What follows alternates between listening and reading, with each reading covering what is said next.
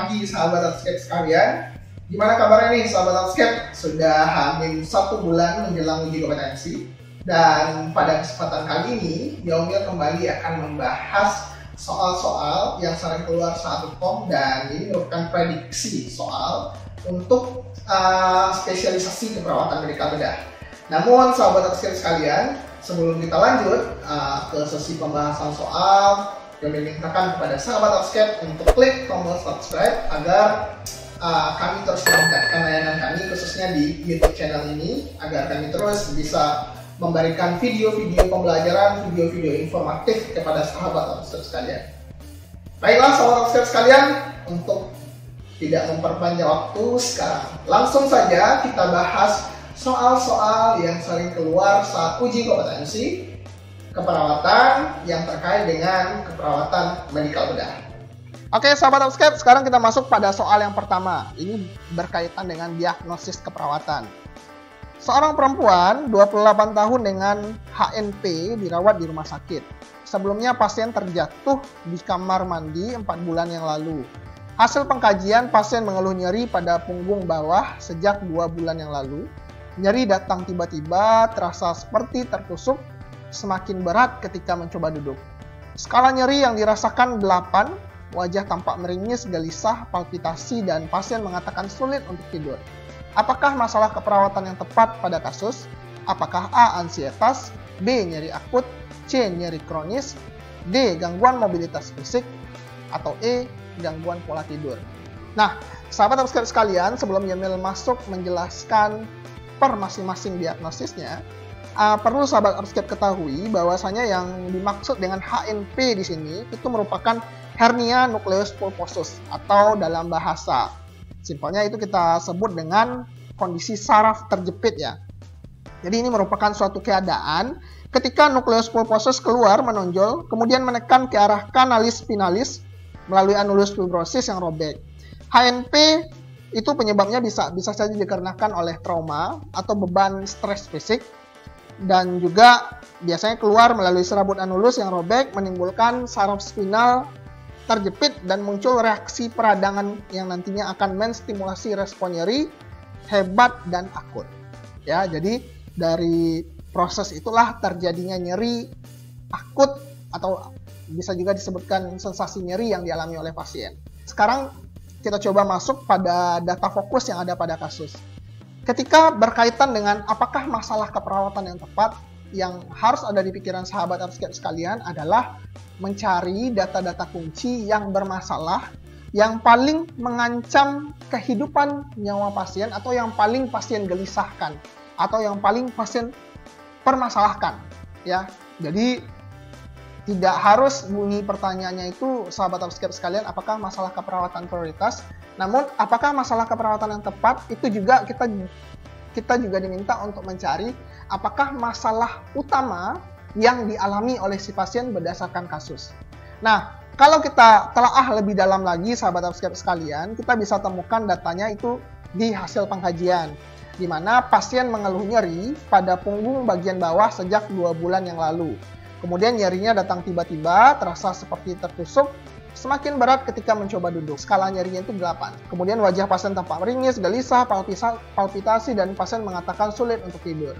Nah, dari data ini sahabat Outscape sekalian, ada sebuah keluhan utama yang dirasakan oleh pasien, yaitu adalah nyeri berat.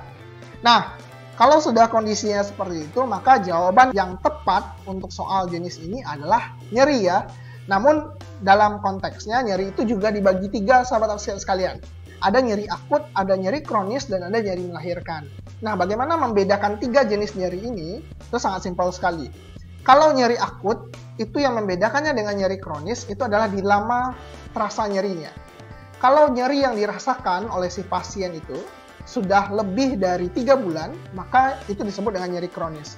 Namun kalau kurang dari 3 bulan, itu masuk ke nyeri akut. Dan salah satu kata kunci diangkatkannya diagnosis nyeri ini adalah pada konteks skala nyeri. Itu sering sekali ya, ini kata kuncinya sahabat upscape sekalian ya. Jadi seluruh diagnosis nyeri itu pada kasus-kasus itu sering diidentikan dengan skala nyeri. Nah, skala nyeri yang seperti apakah yang bisa menjadi data fokus diangkatkannya diagnosis nyeri? Yaitu skala nyeri yang lebih dari 5. Yang kategorinya itu adalah nyeri sedang ke atas, nyeri sedang dan berat. Nyeri ringan nggak masuk. Ya, itu kata kuncinya sahabat upscape sekalian. Jadi kalau dari hasil telah ini kita bisa simpulkan bahwa jawaban yang lebih tepat itu adalah nyeri akut. Nah, sekarang kita coba tinjau opsi jawaban lainnya. Opsi A, ansietas misalnya. Itu jelas salah ya sahabat upscape sekalian. Karena pada kasus ini tidak ada data yang berkaitan dengan kondisi kecemasan yang dialami oleh pasien ya. Terus kemudian nyeri akut merupakan jawaban yang tepat. Nyeri kronis itu sudah tidak tepat. Karena kondisi nyeri yang dialami oleh pasien pada kasus itu kurang dari 3 bulan. Ya, pada kasus itu jelas berbunyi pasien mengeluh nyeri pada punggung bawah sejak 2 bulan yang lalu. Otomatis kurang dari 3 bulan, makanya masuk ke nyeri akut. Nah, gangguan mobilitas fisik. Nah, ini seringkali nih menjadi keraguan bagi sahabat upscape sekalian, bagaimana sebenarnya perbedaan dari gangguan mobilitas fisik dan nyeri akut. Kalau konteksnya gangguan mobilitas fisik ini sahabat upscape sekalian, memang biasanya juga diidentikan dengan adanya nyeri. Namun yang paling kata kunci dari gangguan mobilitas fisik itu adalah pasien mengalami keterbatasan dalam menggerakkan anggota tubuh, terutama di bagian ekstremitasnya. Nah, biasanya juga diidentikan dengan adanya penurunan tonus otot atau adanya fraktur, cedera dan lain sebagainya. Dan pada kasus ini tidak dijelaskan adanya keterbatasan anggota gerak itu sahabat upscape sekalian ya. Sehingganya gangguan mobilitas fisik untuk soal yang pertama ini tidak tepat. Terus ada lagi gangguan pola tidur. Nah, gangguan pola tidur ini juga ada datanya di sini adalah pasien mengatakan sulit untuk tidur. Namun ini bukan masalah keperawatan utama. Masalah tidur, gangguan pola tidur yang dialami oleh pasien di soal nomor 1 itu diakibatkan oleh adanya ketidaknyamanan atau adanya nyeri yang belum tertangani dengan baik. Jadi ini bukanlah masalah keperawatan utama. Jadi sehingganya sahabat upscape sekalian, untuk soal yang pertama ini bisa kita simpulkan bahwa jawaban yang tepat itu adalah B, nyeri akut. Sekarang kita lanjut ke soal yang kedua sahabat upscape sekalian, masih berkaitan dengan diagnosis keperawatan. Seorang laki-laki 48 tahun dirawat di ICU dengan trauma toraks. Hasil pengkajiannya GCS E2, N3, dan V tak ternilai. Terpasang ETT, hasil pemeriksaan AGD, pH 7,36, PCO2 45 mg Hg, PO2 76 mg Hg, SaO2 98%, dan adanya suara nafas gurgling. Apakah masalah keperawatan utama pada pasien? Nah, sahabat upscape sekalian, sekarang kita bahas soal yang nomor 2 ini. Jadi, kembali yang ditanyakan adalah apakah masalah keperawatan utama pada pasien. Jadi, yang paling prioritas nih, sahabat upscape sekalian, yang ibaratnya yang paling mengancam nyawa pasien. Nah, pada kasus sahabat upscape, kita menemukan beberapa data yang berkaitan dengan masalah pada sistem pernafasan. Misal di sana ada hasil AGD dan ada suara nafas tambahan gurgling sahabat upscape sekalian. Nah, sekarang ini ingin jelaskan kepada sahabat upscape, ketika adanya data-data yang berkaitan dengan pernafasan atau masalah di area sistem pernafasan, maka diagnosis keperawatan yang sering muncul itu ada 5. Pertama, ada bersihan jalan nafas tidak efektif, ada pola nafas tidak efektif, ada gangguan ventilasi spontan, dan ada juga gangguan pertukaran gas serta risiko aspirasi. Nah, poin membedakan kelimanya ini itu sangat gampang sahabat upscape sekalian. Kalau bersihan jalan nafas tidak efektif ini, yang bermasalah itu adalah pada area airway-nya atau jalan nafasnya. Biasanya ini identik dengan kata ketidakpatenan pada jalan nafas ya. Jadi ketidakpatenan jalan nafas ini biasanya tanda-tandanya berupa batuk tidak efektif atau pasien tidak mampu mengeluarkan dahak, terus kemudian adanya produksi sputum yang berlebihan atau adanya sumbatan di jalan nafas. Nah, itu untuk yang bersihan jalan nafas tidak efektif. Kalau pola nafas tidak efektif, sahabat upscape sekalian, itu identik dengan adanya sesak nafas yang disertai dengan penggunaan otot bantu nafas serta pola nafas yang abnormal. Terus kemudian gangguan ventilasi spontan dan gangguan pertukaran gas. Nah, ini seringkali menjadi pertanyaan dari sahabat upscape sekalian, gimana cara simpel membedakannya. Nah, sahabat upscape sekalian, yang perlu sahabat upscape ketahui adalah untuk membedakan dua diagnosis antara gangguan ventilasi spontan dan gangguan pertukaran gas ini sebenarnya identik di kata pH darah abnormal. Ya, identik di data pH darah abnormal. Karena keduanya sama-sama memiliki data mayornya itu adalah sesak nafas yang disertai dengan hasil AGD yang abnormal. Namun, gangguan pertukaran gasnya itu identik dengan pH darah yang abnormal, sedangkan gangguan ventilasi spontan itu pH darahnya masih dalam batas normal. Itu di sana perbedaannya. Dan kalau risiko aspirasi itu merupakan suatu kondisi faktor-faktor risiko yang bisa mengakibatkan aspirasi pada pasien. Ya. Jadi pada kasus ini sahabat Earthscape sekalian, kita mendapatkan banyak data. Pertama dari hasil AGD itu pH 7,36. Ini masih dalam standar normal ya sahabat Earthscape, karena normalnya di rentang 7,35 sampai 7,45. Terus PCO2-nya 45 mg Hg, ini juga masih dalam batas normal. PO2-nya 76 mg Hg, ini agak turun sedikit sahabat Earthscape sekalian. SaO2-nya 98%, ini masih dalam standar normal. Namun adanya suara nafas gurgling. Nah, suara nafas gurgling ini biasanya diidentikan dengan adanya ketidakpatenan di area jalan nafasnya sahabat Earthscape. Ditambah lagi dengan adanya data pasien terpasang ETT. Nah, sahabat Earthscape sekalian, dari data adanya suara nafas gurgling dan pasien terpasang ETT ini merupakan salah satu data fokus yang diangkatkannya diagnosis bersihan jalan nafas tidak efektif. Ya, jadi bisa kita simpulkan bahwasanya untuk soal yang kedua ini jawaban yang paling tepat itu adalah opsi B, bersihan jalan nafas tidak efektif. Kita lanjut pada soal yang ketiga, masih berkaitan dengan diagnosis keperawatan. Seorang laki-laki 27 tahun dirawat di bangsal bedah rumah sakit dengan post-oref tibia sepertiga distal sinistra hari kedua. Hasil pengkajian, pasien mengeluhkan takut untuk bergerak dan sulit menggerakkan kaki kirinya. Terasa nyeri, mudah lelah, kekuatan ototnya itu cuma 2, capillary refill time-nya kurang dari 2 detik, akral hangat, balutan luka operasi tidak tampak adanya rembesan. Hasil labnya itu leukositnya 9.000 per milimeter, albumin 3,8 gram per dl. Nah, sahabat Earthscape sekalian, yang ditanya di sini adalah apakah masalah keperawatan yang tepat? Apakah A. gangguan integritas kulit, B. gangguan mobilitas fisik, C. gangguan intoleransi aktivitas, D. keletihan, atau E. perlambatan pemulihan pasca bedah. Oke, sahabat Earthscape sekalian, sekarang kita coba bahas soal yang ketiga. Masih menanyakan tentang apakah masalah keperawatan yang tepat. Jadi kalau kita tengok sahabat Earthscape sekalian, dari data hasil pengkajian, kita bisa temukan sebuah data fokus di sini, di mana pasien mengeluh takut untuk bergerak dan sulit menggerakkan kedua kaki kirinya. Karena dirawat dengan post-oref ya, post-oref tibia sepertiga distal sinistra. Ini juga dilanjutkan dengan terasa nyeri, kemudian kekuatan ototnya itu 2, namun data CRT kurang dari 2 detik, ini masih dalam standar normal, akral teraba hangat, ini masih aman, berarti perfusi perifernya, balutan luka operasi tidak tampak rembesan.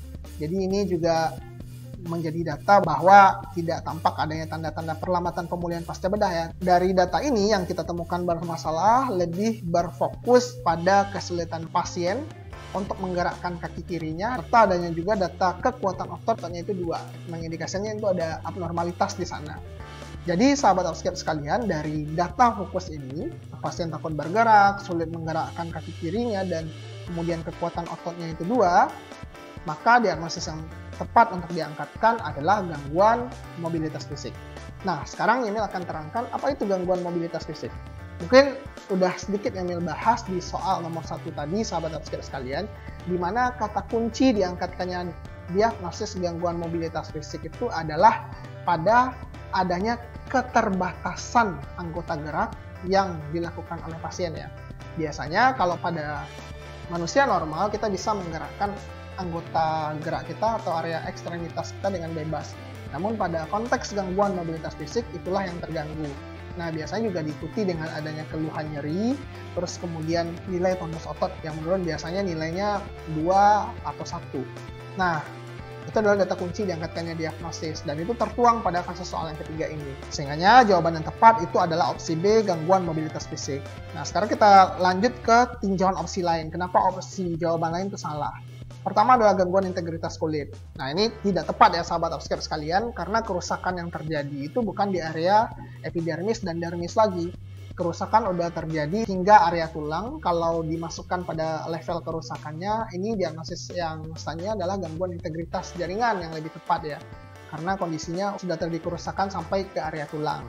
Terus kemudian intoleransi aktivitas, ini juga tidak tepat ya sahabat Upscape, dan seringkali intoleransi aktivitas ini menjadi keraguan bagi sahabat Upscape lainnya yang mengira bahwasanya intoleransi aktivitas juga diangkatkan ketika kondisinya pasien mengalami keterbatasan dalam beraktivitas. Itu sebenarnya benar sahabat Upscape sekalian, namun yang membedakannya dengan gangguan mobilitas fisik, kalau gangguan mobilitas fisik, pasien mengalami keterbatasan melakukan aktivitas karena adanya hambatan di dalam menggerakkan area anggota ekstremitas. Jadi masalahnya lebih ke arah gangguan muskuloskeletal. Namun kalau intoleransi aktivitas itu pasien sulit beraktivitas karena adanya masalah di kardiopulmonalnya, ya, di kardiopulmonalnya, di jantung parunya yang bermasalah. Biasanya identik dengan pasien mudah lelah, kemudian adanya abnormalitas TTV, adanya perubahan TTV yang abnormal saat pasien melakukan aktivitas atau setelah pasien melakukan aktivitas. Lanjut, itu adalah keletihan. Ini jelas sekali merupakan opsi jawaban yang salah, karena masalah yang dialami oleh pasien ini diakibatkan karena adanya masalah di gangguan muskuloskeletal yang lebih identik dengan gangguan mobilitas fisik. Selanjutnya, perlambatan pemulihan pasca bedah, ini juga tidak tepat sahabat Upscape sekalian. Tidak tampak di sini adanya perburukan luka operasi. Masuk pada soal yang keempat, berkaitan dengan materi KNB. Nah, soal ini pernah keluar pada UKOM periode 3 2018 kemarin, sahabat Upscape, yang berkaitan dengan weight bearing ya, weight bearing. Nah, seorang pasien perempuan 38 tahun datang ke poliklinik rumah sakit dengan post orif femur sinistra 38 hari yang lalu. Saat ini pasien datang untuk kontrol dan untuk menjalani terapi berjalan weight bearing sesuai yang dianjurkan. Beban tumpuan apakah yang tepat digunakan pada pasien? Apakah A. non-weight bearing, B. touchdown weight bearing, C. partial weight bearing, D. weight bearing as tolerated, atau E. full weight bearing? Nah, sahabat Upscape sekalian, sekarang kita bahas soal yang keempat ini. Jadi pada kasus yang berkaitan dengan terapi berjalan weight bearing ini, sahabat Upscape, itu kita bedakan ada 5. Ada mulai dari non-weight bearing, terus kemudian touchdown weight bearing, kemudian partial weight bearing, yang keempat ada weight bearing as tolerated, dan yang kelima adalah full weight bearing. Nah, yang membedakan kelima masing-masing tingkatan ini itu adalah pada berat badan tubuh yang ditopang, terus kemudian lama terapinya ya, sahabat Upscape sekalian. Jadi lama terapinya berapa? Jadi itu cara membedakannya. Nah, kalau kita rujuk, non-weight bearing itu, sahabat Upscape sekalian, diartikan bahwa kaki tidak boleh menyentuh lantai sama sekali. Dan kemudian 0% dari berat badan tubuh ya dilakukan selama 3 minggu pasca operasi. Itu adalah non-weight bearing. Terus kemudian touchdown weight bearing, ini adalah masa peralihan ya sahabat Upscape sekalian dari non-weight bearing ke partial weight bearing. Itu ada touchdown weight bearing namanya, di mana berat dari kaki pada lantai saat melangkah itu tidak lebih dari 5%. Ya, 5% beban tubuh. Ini merupakan fase peralihan sebelum nantinya masuk ke partial weight bearing, di mana partial weight bearing ini merupakan berat badannya itu dapat diangsur ditingkatkan 30-50% dari beban tubuh, dan biasanya terapi ini dijalankan 3-6 minggu pasca operasi. Ya, jadi untuk partial weight bearing ini, sahabat Upscape sekalian, dijalankan 3-6 minggu pasca operasi. Terus kemudian dari partial weight bearing ke full weight bearing itu ada lagi fase peralihan yang disebut dengan weight bearing as tolerated. Nah, ini sifatnya tingkatannya adalah dari 50% sampai 100% beban tubuh yang ditopang. Jadi pasien dapat menambah beban jika merasa sanggup 50-100%. Dan yang terakhir hingga full weight bearing. Jadi full weight bearing itu adalah kondisi di mana kaki dapat membawa 100% beban tubuh. Itu dilakukan biasanya pada waktu 8-9 bulan post operasi. Nah, pada kasus itu sahabat Upscape sekalian, kita bisa temukan data kunci bahwasanya pasien datang ke poliklinik RS post orif femur sinistra 38 hari yang lalu. Itu kira-kira sekitaran 5 minggu yang lalu. Sehingga jawaban yang tepatnya itu adalah partial weight bearing. Ya, di mana terapi berjalan weight bearingnya itu dilakukan kisaran 3-6 minggu pasca operasi. Jadi, dapat kita simpulkan jawabannya adalah C, partial weight bearing. Masuk pada soal yang kelima. Seorang laki-laki 50 tahun dirawat di rumah sakit dengan CKD, on hemodialisis, dan adanya riwayat CHF. Hasil pengkajian, pasien mengeluh badan lemah, pusing, merasa tidak enak pada dada sebelah kiri, terus kemudian beberapa kali pemeriksaan nadi cenderung rendah, kurang dari 60 kali per menit, atau yang bisa kita sebut dengan bradikardi. Tekanan darahnya 150 per 70 mg Hg dan frekuensi nafasnya 22 kali per menit. Apakah pemeriksaan laboratorium yang tepat untuk menunjang diagnosis pada kasus di atas? Apakah A. troponin 1, B. Hb, leukosit dan trombosit, C. natrium dan kalium, D. ureum dan kreatinin, atau E. CKNB. Nah, sahabat Upscape sekalian, ada data fokus sebenarnya yang menjadi perhatian kita dalam kasus ini, di mana beberapa kali pemeriksaan nadi cenderung rendah, itu kurang dari 60 kali per menit, atau yang biasanya kita sebut dengan bradikardi, sahabat Upscape sekalian. Kalau kita rujuk, bradikardi ini juga disebut dengan gangguan irama jantung, di mana jantung berdenyut lebih lambat ya. Dan adapun diferensial diagnosis pada bradikardi itu biasanya kita sebut dengan DAI. DAI, D-nya itu adalah drugs, I-nya itu adalah iskemia, dan E-nya itu adalah elektrolit. Nah, drugsnya itu seperti digoxin, terus kemudian ada beta blockers, terus cyanidin dan lain sebagainya. Iskemianya itu biasanya ada heart block, ada HV block derajat 1-3, dan lain sebagainya. Dan yang menjadi kata kuncinya di sini adalah di bagian E-nya, elektrolit ya, elektrolit. Nah, salah satu yang menjadi penyebab utama terjadinya bradikardi itu adalah kondisi hiperkalemia. Nah, pada kasus pasien dengan CKD dan gagal ginjal kronis, hal ini biasanya seringkali menyebabkan terjadinya hiperkalemia, di mana ginjal tidak mampu mengekskresikan kalium dari dalam tubuh sehingga terjadi penumpukan kadar ion kalium darah.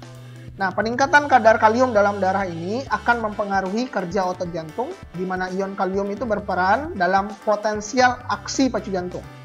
Nah, hiperkalemia menyebabkan perataan sudut bagian potensial aksi ini, yang pada akhirnya dapat menyebabkan denyut jantung itu menjadi lebih lambat. Sehingganya pemeriksaan yang perlu kita kaji lebih lanjut terkait dengan kondisi bradikardi ini, yang paling tepat adalah pemeriksaan kalium ya. Jadi dari opsi jawaban itu yang paling tepat adalah opsi C, natrium dan kalium. Nah, sekarang kita tinjau opsi jawaban lainnya yang merupakan opsi jawaban yang tidak tepat. Pertama adalah opsi A dan opsi E, troponin 1 dan CKNB, itu kurang tepat karena ini merupakan pemeriksaan penanda jantung ya, penanda jantung, di mana indikasi pemeriksaan ini adalah biasanya pada pasien yang mengalami penyakit koroner akut ya, jantung koroner, terus kemudian dengan manifestasi nyeri dada substernal yang lebih dari 20 menit, terus berkeringat dingin, gambaran EKG abnormal, dan lain sebagainya. Terus kemudian opsi HB, leukosit, dan trombosit itu juga kurang tepat karena pemeriksaan hematologi ini cuma menggambarkan jumlah komponen-komponen sel darah, tidak secara lengkap untuk mengetahui gangguan keseimbangan elektrolit tubuh. Dan opsi D, ureum dan kreatinin itu juga tidak tepat, sahabat sekalian, untuk mengetahui kondisi hiperkalemia yang dialami oleh pasien. Ureum kreatinin itu lebih banyak digunakan untuk mengetahui gangguan fungsi ginjal pada tubuh. Ya, jadi berkaitan dengan bradikardia tadi itu erat kaitannya dengan hiperkalemia, sehingganya pemeriksaan laboratorium yang tepat untuk menunjang diagnosis itu adalah pada pemeriksaan natrium dan pemeriksaan kalium. Jawaban yang tepat adalah opsi C. Kita masuk pada soal yang ke-6 berkaitan dengan tindakan keperawatan. Seorang laki-laki 50 tahun dirawat di RS dengan DM tipe 2. Hasil pengkajian, pasien mengalami penurunan kesadaran, tampak adanya pernafasan kusmaul, terpasang oksigen NRM, turgor kulitnya jelek, bibir kering, kadar glukosa darahnya 450 mg per dl, pH 7,3, bikarbodat 14 mmol per liter, tekanan darah 90 per 60 mg Hg, frekuensi nadi 110 kali per menit, dan frekuensi nafasnya 28 kali per menit. Nah, apakah tindakan utama yang tepat dilakukan oleh perawat? Apakah A. Lakukan rehidrasi, B. Berikan insulin intravena, C. Monitoring tanda-tanda vital per 2 jam, D. Berikan terapi elektrolit, berikan terapi oksigen, atau E. Lakukan cek elektrolit. Nah, sahabat Upscape sekalian, pada soal yang ke-6 ini kita dihadapkan dengan kondisi yang kita sebut dengan ketoasidosis diabetikum. Nah, data kuncinya di sini sahabat Upscape sekalian bisa tengok bahwasanya pada kasus pasien dirawat dengan DM tipe 2, terus saat ini sedang mengalami yang namanya penurunan kesadaran. Nah, tampak adanya pernafasan Kussmaul dengan frekuensi nafasnya itu bisa 28 kali per menit. Terus kemudian kadar glukosa darahnya ada 400 mg per dl, pH 7,3, bikarbonat 14 mmol. Turgor kulit juga jelek dan bibir tampak kering. Ini menandakan sudah adanya tampak gejala tanda dan gejala hipovolemia, kekurangan volume cairan. Terus tekanan darah sudah 90 per 60 mg Hg dan frekuensi nadi 110 kali per menit. Ada takikardia dan hipotensi di sana. Nah, sahabat Upscape sekalian, dari data-data tadi tergambarkan trias ketoasidosis diabeticum, di mana tampak adanya hiperglikemia, asidosis, dan ketonemia. Yaitu adalah trias ketoasidosis diabeticum, di mana ketoasidosis diabeticum itu merupakan suatu keadaan dekompensasi metabolik yang ditandai oleh hiperglikemia, asidosis, dan ketosis, terutama disebabkan oleh adanya defisiensi insulin absolut atau relatif. Ketoasidosis diabeticum merupakan komplikasi akut dari penyakit DM yang ditandai dengan adanya permasalahan dehidrasi atau hipovolemia, kehilangan elektrolit, dan asidosis. Terus ketoasidosis diabeticum ini biasanya merupakan akibat dari defisiensi berat insulin yang juga disertai dengan gangguan metabolisme protein, karbohidrat, dan lemak. Jadi sahabat Upscape sekalian, kondisi dehidrasi yang terjadi akibat proses diuresis osmotik yang merupakan dampak dari kadar glukosa darah yang tinggi, sehingganya ginjal tidak mampu lagi menyerap kembali glukosa ke dalam tubuh, dan dengan begitu ginjal akan mengekspresikan glukosa melalui urin beserta air dan elektrolit dalam jumlah yang berlebihan, sehingganya dalam kondisi itu tubuh akan mengalami kehilangan banyak cairan, volume air, dan elektrolit. Jadi berdasarkan kasus di atas, kita bisa mengangkatkan diagnosis keperawatan yang tepat itu adalah kondisi hipovolemia, di mana data tambahannya itu ada turgor kulitnya jelek, bibir dan juga bibir tampak kering ya, disertai dengan adanya frekuensi nadi yang meningkat dan juga penurunan tekanan darah. Nah, salah satu tindakan yang tepat untuk mengatasi kondisi kegawat daruratan yang dialami oleh pasien saat ini itu adalah dengan melakukan tindakan yang memperbaiki sirkulasi dan perfusi jaringan, yaitu dilakukan dengan tindakan rehidrasi. Jadi jawaban yang tepat itu adalah opsi A, lakukan rehidrasi. Itu merupakan tindakan utama untuk mengatasi permasalahan kegawatan yang dialami oleh pasien saat ini, yaitu permasalahan dehidrasi, ya, efek dari ketoasidosis diabeticum yang dialami oleh pasien. Nah, sekarang kita tinjau opsi jawaban lainnya yang merupakan opsi jawaban yang salah. Opsi B, berikan insulin intravena. Ini sebenarnya kurang tepat sahabat Upscape sekalian untuk menjadi prioritas tindakan, karena tindakan ini dilakukan dengan tujuan untuk membantu kerja insulin dalam menurunkan kadar gula darah. Namun bukan sebagai tindakan utama untuk mengatasi permasalahan gawat yang dialami oleh pasien saat ini ya, masalah dehidrasi. Ini lebih ke arah untuk membantu dalam menurunkan kadar glukosa tubuh nantinya. Terus kemudian monitoring tanda-tanda vital per 2 jam. Ini tetap dilakukan untuk memantau adanya perubahan kondisi klinis dari pasien. Namun hal ini juga bukan merupakan tindakan prioritas berdasarkan masalah yang dialami oleh pasien saat ini. Terus berikan terapi oksigen, ini juga tidak tepat karena itu udah jelas ya, pada kasus pasien terpasang oksigen NRM, sehingganya opsi D kurang tepat. Dan melakukan cek elektrolit juga bisa dilakukan untuk mengetahui defisit kadar elektrolit tubuh akibat dehidrasi. Namun sekali lagi ini juga bukan merupakan tindakan prioritas untuk mengatasi kondisi kegawatan yang dialami oleh pasien saat ini. Jadi sahabat Upscape sekalian, tindakan yang tepat untuk mengatasi kondisi ini adalah dengan melakukan rehidrasi. Lanjut pada soal yang ketujuh berkaitan dengan pengkajian keperawatan. Seorang laki-laki 30 tahun dirawat di rumah sakit dengan keluhan berat badan menurun sejak 3 bulan ini, nafsu makan juga menurun, dan batuk berdahak tidak kunjung sembuh. Pasien direncanakan untuk dilakukan TB skin test. Nah, apakah tujuan dilakukan tes tersebut pada pasien? Apakah A, untuk mengidentifikasi virus yang menginfeksi pasien? Apakah B, untuk menentukan antibiotik yang tepat pada pasien?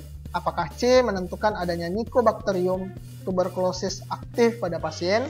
Atau D, untuk mendeteksi adanya infeksi Mycobacterium tuberculosis atau E untuk mendeteksi adanya infeksi Salmonella typhi. Nah, jadi sahabat Upscape sekalian, pada kasus soal yang ketujuh ini kita menemukan data di mana pasien itu mengalami tanda dan gejala masalah TB paru, di mana ada kondisi pasien mengalami batuk berdahak yang tidak kunjung sembuh, terus kemudian berat badan menurun dan juga disertai dengan nafsu makan menurun.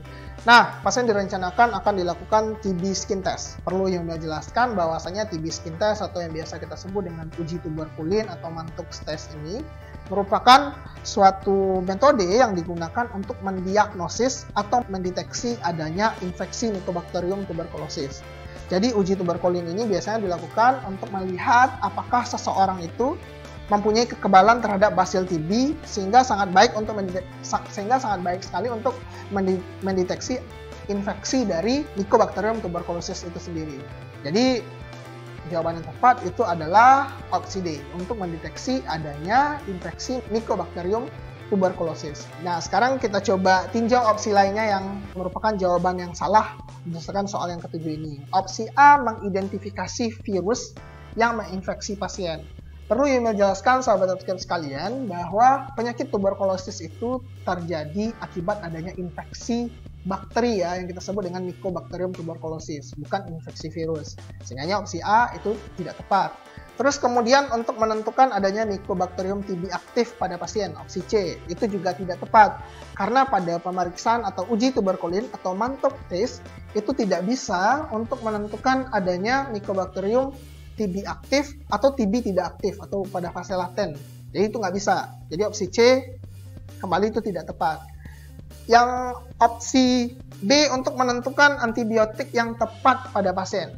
Ini juga tidak tepat sahabat Upscape sekalian karena uji tuberkulin juga tidak bisa untuk menentukan antibiotik yang tepat pada pasien. Ya, jadi untuk menentukan antibiotik yang tepat pada pasien ini itu perlu lagi yang namanya dilakukan pemeriksaan kultur sputum. Dan yang opsi E untuk mendeteksi adanya infeksi Salmonella typhi ini jelas tidak tepat sahabat Upscape sekalian. Karena kalau yang berkaitan dengan Salmonella typhi itu adalah tes Widal dan TUBEX namanya, tes anti Salmonella IgN. Nah, demikian sahabat Upscape sekalian untuk soal yang ketujuh bisa kita simpulkan jawabannya adalah opsi D untuk mendeteksi adanya infeksi Mycobacterium tuberculosis. Kita lanjut ke soal berikutnya, soal yang ke-8 berkaitan dengan evaluasi keperawatan. Seorang laki-laki 57 tahun dirawat di rumah sakit dengan CHF. Hasil pengkajian badan lemah, letih, mual, dan sesak nafas. Tampak adanya pembengkakan di kaki dan kanan, tekanan darah 150/80 mg Hg, frekuensi nadi 110 kali per menit, frekuensi nafas 26 kali per menit, suhu tubuh 37,9 derajat Celcius. Pasien juga mengalami ortopnu, edema ekstremitas positif dengan derajat 3 dan JVP meningkat. Pasien saat ini mendapatkan terapi diuretik 4 mg. Dan apakah evaluasi hasil utama dari terapi yang diberikan pada pasien? Apakah evaluasi hasilnya itu pada frekuensi nafas, opsi A, derajat edema, opsi B, suhu tubuh, opsi C, frekuensi nadi D, atau tekanan darah E? Nah, sahabat Upscape sekalian, untuk kasus ini kita bisa temukan beberapa data yang bermasalah. Misal pasien dengan riwayat CHF masuk rumah sakit, kemudian tampak adanya pembengkakan pada area kaki dan tangan, terus kemudian ada juga ortopnu, edema ekstremitasnya juga positif, derajatnya 3, dan JVP juga meningkat. Pasien kali ini mendapatkan terapi diuretik 4 mg. Kalau kita tinjau secara detail, ini masalah keperawatan yang terjadi pada pasien adalah hipervolemia, dan salah satu terapi untuk mengatasi permasalahan ini adalah dengan pemberian obat diuretik. Nah, sahabat Upscape sekalian, pada kasus gagal jantung kongestif ini juga terjadi adanya kegagalan fungsi pompa jantung. Ya, jadi kegagalan fungsi pompa jantung, ketika jantung mulai gagal memompa darah, darah akan terbendung pada sistem vena dan pada saat yang bersamaan volume darah pada arteri juga mulai berkurang.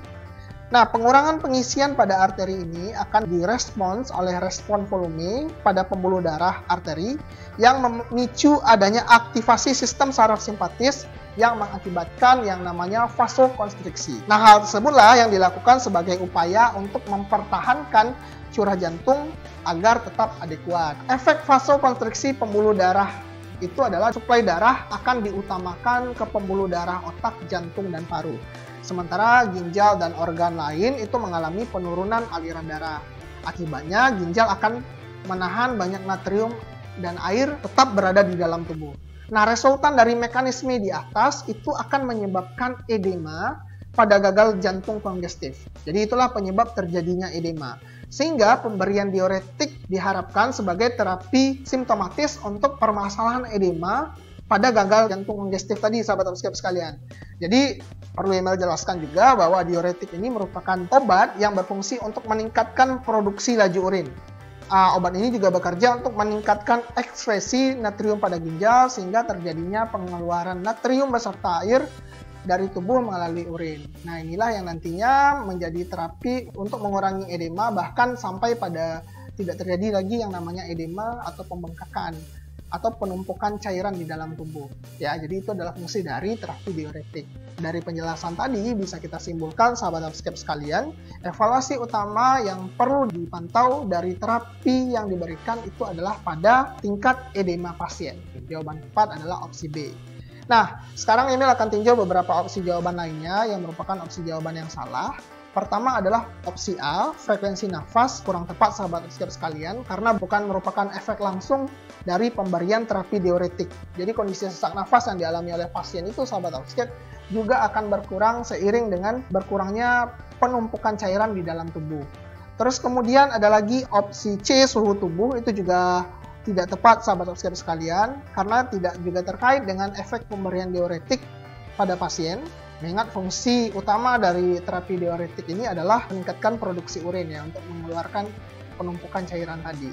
Dan selanjutnya opsi frekuensi nadi dan tekanan darah itu juga kurang tepat karena ini merupakan efek lanjutan dari pemberian terapi diuretik.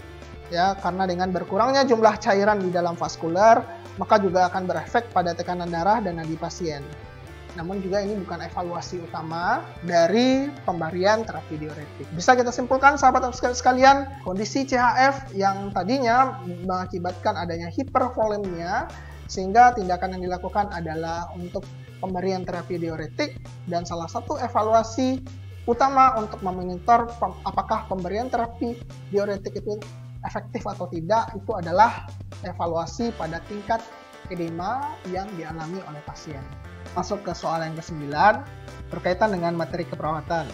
Seorang laki-laki 37 tahun dibawa ke IGD dengan keluhan sesak napas dan nyeri dada. Hasil pengkajian, pasien mengeluh nyeri dada kiri dengan fas 7. Hasil EKG tampak adanya peningkatan segmen ST, tekanan darah 135/86, frekuensi nadi 112 kali per menit, frekuensi nafasnya 28 kali per menit, suhu tubuh 37 derajat Celcius. Pada hasil pemeriksaan, troponin positif tinggi dan adanya peningkatan enzim jantung. Sekarang yang menjadi pertanyaannya, apakah penyebab timbulnya nyeri dada yang dialami oleh pasien? Apakah A, adanya peningkatan segmen ST, terus kemudian B, hipertensi, C, adanya peningkatan CKMB, D, adanya peningkatan troponin, atau E, oksigen yang masuk pada miokardium berkurang. Nah, sahabat obskep sekalian, kalau kita tengok pada soal angka 9 ini kita bisa dapat beberapa data. Nah, diantaranya satu, pasien datang ke IGD dengan keluhan sesak nafas dan juga adanya nyeri dada dengan fas 7. Terus kemudian hasil EKG-nya menunjukkan tampak adanya peningkatan segmen ST, tekanan darahnya di atas normal, nadi juga di atas normal, dan frekuensi nafas juga di atas normal. Kemudian hasil pemeriksaan troponinnya positif tinggi dan adanya peningkatan enzim jantung. Jadi berdasarkan data pada kasus, itu pasien diduga mengalami yang namanya infark miokardium yang didukung dengan adanya data-data seperti troponin positif tinggi, adanya peningkatan enzim jantung, dan juga adanya peningkatan segmen ST pada gambaran EKG-nya. Nah, sahabat obskep sekalian, yang ingin Emil sampaikan bahwasanya infark miokardium itu biasanya mengacu pada proses rusaknya jaringan jantung akibat suplai darah yang tidak adekuat, sehingga aliran darah pada area koronaria itu berkurang. Infark miokardium adalah suatu kondisi adanya nekrosis otot jantung akibat ketidakseimbangan antara kebutuhan dan suplai oksigen yang terjadi secara mendadak. Dan penyebab yang paling sering menjadi pemicu terjadinya infark miokardium itu adalah adanya sumbatan pada area koroner atau yang biasanya kita sebut dengan arteriosklerosis.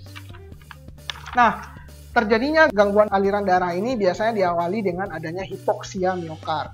Hipoksia miokard dan keadaan tersebutlah yang menimbulkan adanya suatu gejala yang kita sebut dengan angina pectoris atau gejala nyeri dada yang dialami oleh pasien, seperti yang tergambarkan di soal yang ke-9 ini. Dan kebutuhan oksigen yang tidak terpenuhi tadi merupakan penyebab utama yang mengakibatkan proses metabolisme anaerobik pada miokardium. Reaksi miokardium ini meningkatkan laktat dan membentuk pirufat pada otot jantung yang nantinya berdampak pada timbulnya nyeri dada yang dialami oleh pasien. Jadi bisa Yaumil simpulkan sahabat subscriber sekalian, dari kondisi ketidakadekuatan suplai oksigen pada miokardium tadi, sehingga timbullah yang namanya suatu reaksi anaerobik di mana adanya peningkatan laktat dan membentuk pirufat pada otot jantung yang pada akhirnya itulah yang menimbulkan nyeri dada yang dialami oleh pasien. Sehingganya bisa kita simpulkan jawaban yang tepat untuk soal yang ke-9, apakah penyebab timbulnya nyeri dada pada pasien itu adalah efek dari oksigen yang masuk pada miokardium berkurang. Sekarang kita masuk pada soal yang ke-10, soal terakhir pada video pembahasan kali ini. Itu berkaitan dengan persentase luka bakar. Seorang perempuan 23 tahun dibawa ke IGD karena tersiram air panas. Hasil pengkajian, tampak adanya luka bakar pada tangan kanan dan tangan kiri bagian belakang, seluruh wajah hingga leher bagian depan, dan seluruh dada. Luka tampak berwarna putih dan merah, tampak gula, tekanan darah 90/60 mg/Hg, frekuensi nadi 110 kali per menit, frekuensi napas 24 kali per menit, berat badan pasien 55 kg dan urin outputnya 120 cc per 10 jam. Nah, berapakah persentase luka bakar yang terjadi pada pasien?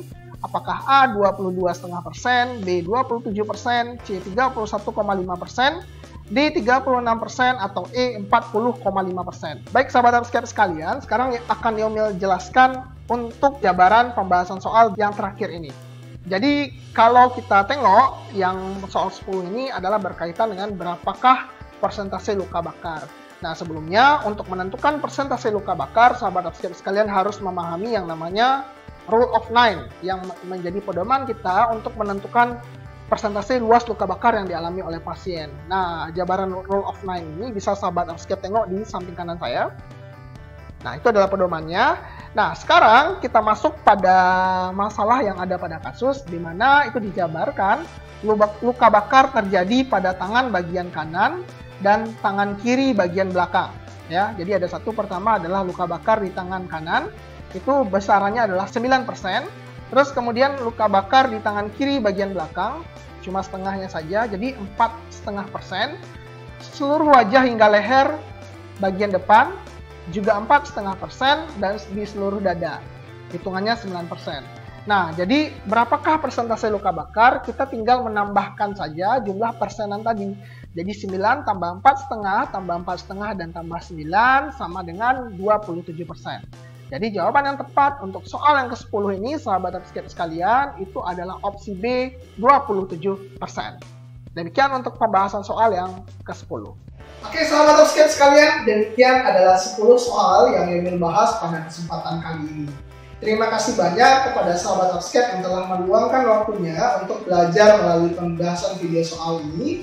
Yaumil sangat mendukung sekali sahabat subscriber untuk memberikan kritik dan masukan terhadap video-video yang telah kami bikin. Dan jangan lupa ketikkan di kolom komentar sahabat subscriber sekalian, kira-kira konten video pembahasan soal apa yang sahabat subscriber butuhkan agar menjadi rujukan bagi kami ke depannya untuk membuat soal-soal tersebut.